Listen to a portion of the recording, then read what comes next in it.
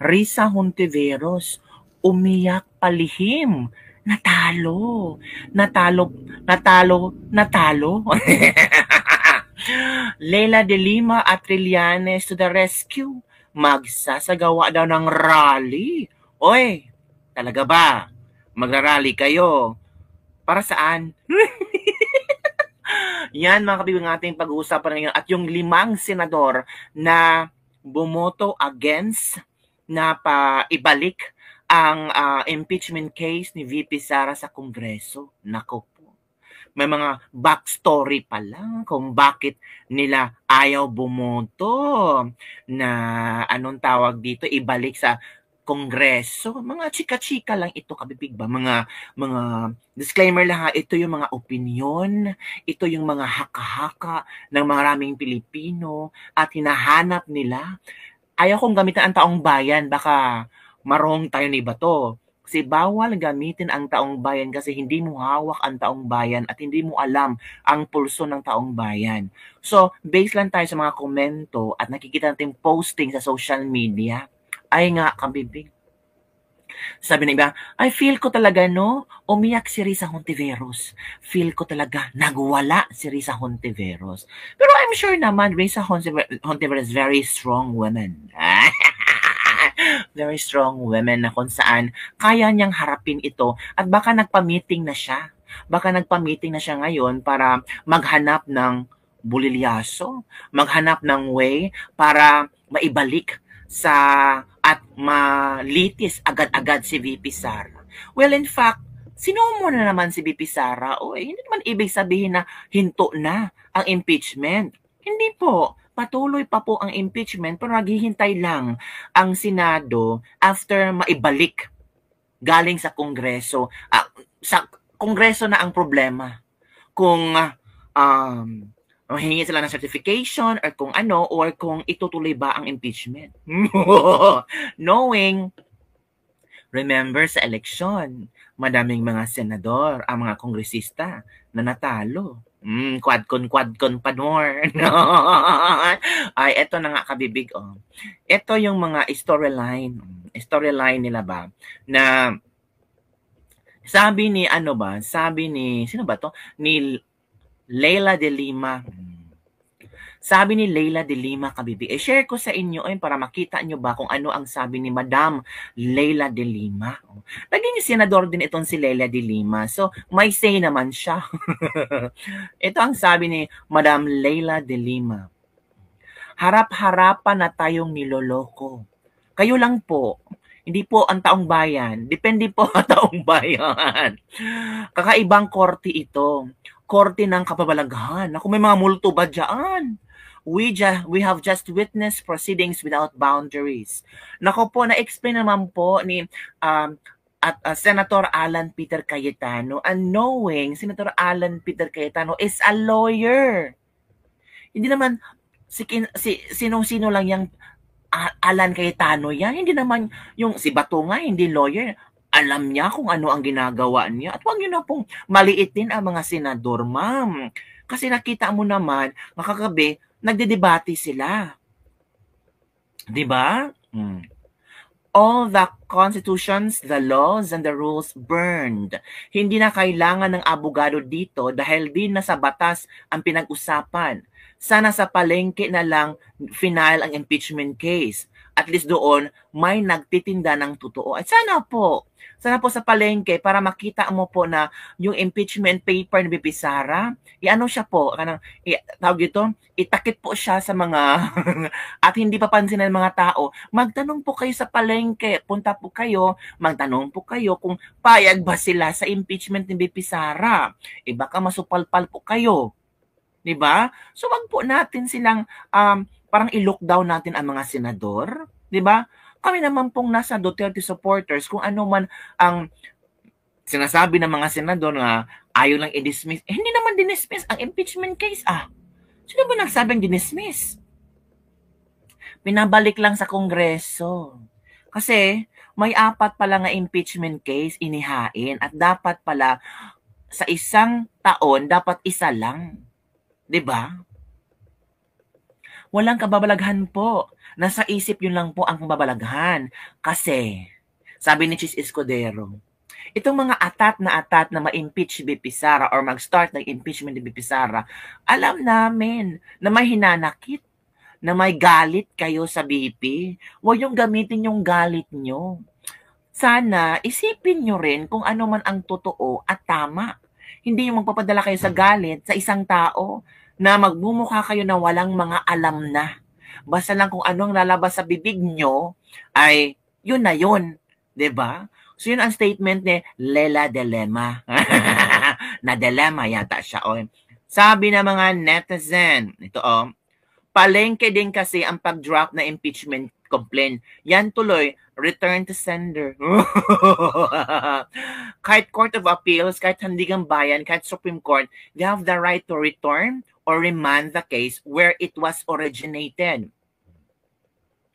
Ito na. Same question. How on earth did the impeachment in the Congress be done in one day without deliberation? Tingnan mo. And some of those congressmen admitted they signed the impeachment because they need money for their constituents. It means binayaran ang pirma? Saan ang moral, ascendancy dyan sa mga lawmakers? And this is all because of politics to pin down one person? Not for a reason to really solve corruption? Because if this pink, yellow, red, or any colors really wanted to solve the corruption in the government, they should investigate all government officials who have confidential funds, which is even higher than 125 million. Di ba, madam? Di ba? Ito rin ang ni Trillanes. Nagsalita din si Trillanes kabibig. Of course, kailangan ding magsalita si Trillanes para naman fair ang labanan. Diba? So, ito ang sabi ni Trillanes. Sige, i-share ko sa inyo. Baka sabihin nyo naman gawa-gawa ko lang to. Sige, ito na. Trillanes.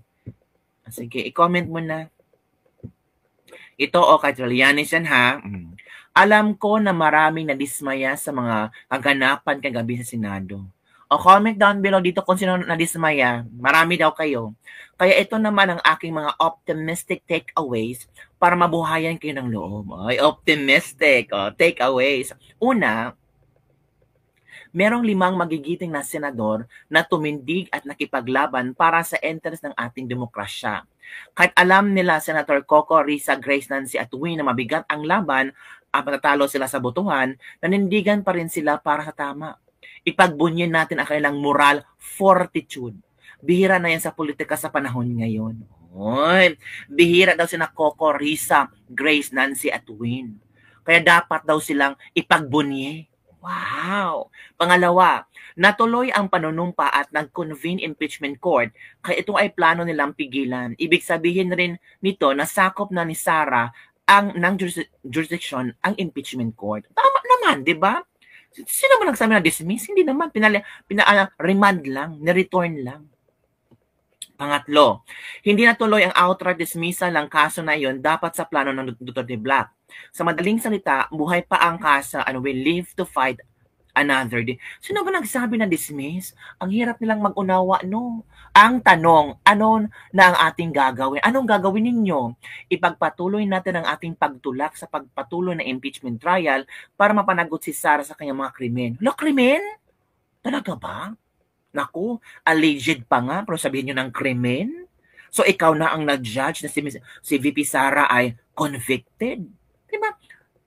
Mapanagot si Sara sa kanyang mga krimen. Hindi pa nga nasalta ang Supreme Court.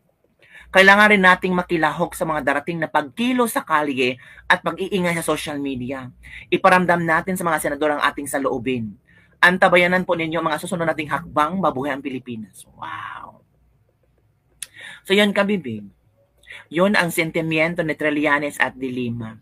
Well, sentimiento lang yun. Bahala sila. They have the right to speak up naman kasi may mga followers din sila, mga pinklawan, mga yellow submarine. May mga walang problema doon. Pero para kay Senator Judge Bato de la Rosa, maituturing na rin tantamount to dismissal ang remand or ibalik sa Kamara de Representantes ang impeachment complaints ay nihain sa Senado or sa impeachment court.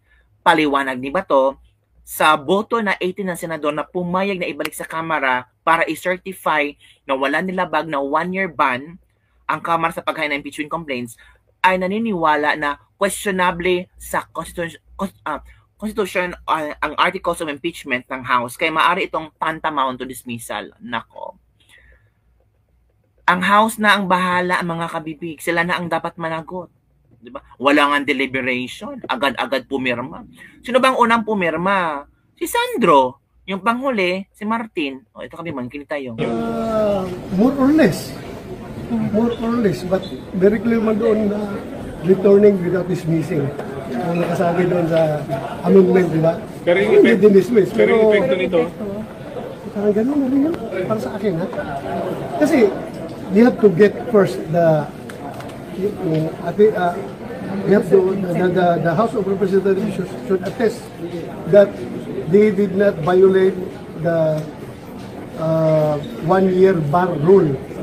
Diba? Meaning, no multiple impeachment complaints can be filed within 1 year. I doubt if they can attest to that. So, tingnan natin, paano attestation na gagawin nila. Number 2, they should get the communication from the 20th Congress. communication or whatever from the 20th Congress that they are willing to continue the impeachment. So kailan na makukuha yan? 20th Congress. Once the 20th Congress is alive and kicking. Right now, there's no 28th Congress. so para sa We inyo have back to 28th zero. Congress. Para sa inyo back to zero na yung kaso.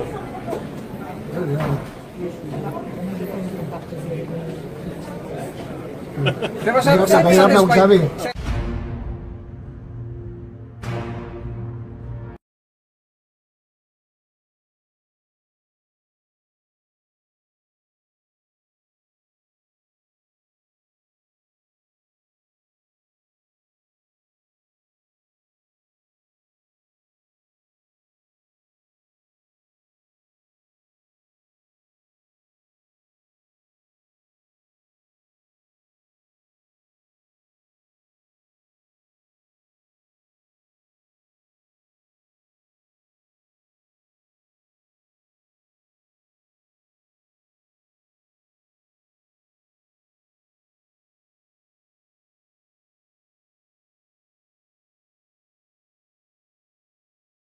Kabibig, naka-mute ako. Na-mute pala ako. Uy, pasensya na. Yun na nga, kabibig. Marami ang happy sa ginawa ni Senator Bato de la Rosa. Na sobra atapang na tao. Batorni pa ang tawag ni ni Senator Alan Peter Cayetano. Sabi niya si Batorni. So hindi nga attorney si Bato, pero naintindihan niya ang pino-point out ni Peter Alan Cayetano. Ito daw ang kabibig ko. Maipapakita akong picture sa inyo ba? Ito daw posible ang rason kung bakit yung itong 5 ito ay bumoto. Alam niyo naman ang mga tao, no? Disclaimer lang ha. Yun, ito daw ang rason kung bakit sila bumoto. Palikahan natin. No. Ito daw, kay Win Gatchalian, ambisyon, wish to be president of Rice sa 2028. Kasi, di ba, may chika noon na si Win parang gustong maging vice-presidente ni VP Sara noong previous election, mga kabibig. Hindi yung 2025 ha, noong BBM Sara. Revenge kay Nancy Binao daw. Father lost to Duterte for president. Huwag naman pong ganun ha. Revenge, tinalo ni Duterte as president. Pwede din natalo naman siya, di ba? Ambition ni Ontiveros wants to be president sa 2028. Posible naman kasi she's not closing her doors. But her windows are closing na. Revenge, ousted from PDP laban. Si Pimentel daw, ousted or pinalayas sa PDP laban. So ito daw yung mga reasoning ng mga tao sa kanilang paniniwala ba at opinion ng mga tao. Hindi taong bayan ha, kayo talaga. So, ano sa inyong opinion mga kabibig? Bahala kayo. Pero ako naman naniniwala ako ba na may kanya-kanya silang mga rason kung bakit ayaw nila na matuloy ang impeachment, yung iba ipabalik sa Kongreso, yung iba i-continue ang impeachment. Okay, ito na. Tingnan natin ha. Kung may mga tanong po, hindi po dapat, sinasabi po ng iba na dapat sa trial na lang daw. I-raise yung mga tanong at hindi tanongin pero yung House. kung depektibo ko at the outset, you really have to send it back. Para sa akin, questionable talaga yung validity, questionable yung jurisdiction. Kaya mas maigi, isaayos muna nila, wala namang pagbabawal na magpila ulit ng impeachment complaint. Pero di ba, ma'am, hindi ba sasabihin lang din nila na Ayun, alam.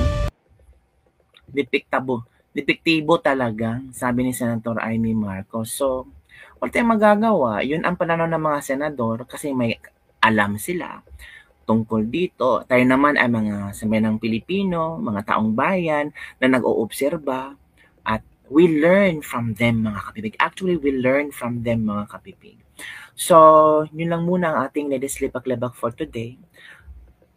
Umiyak nga ba si Risa Hontiveros?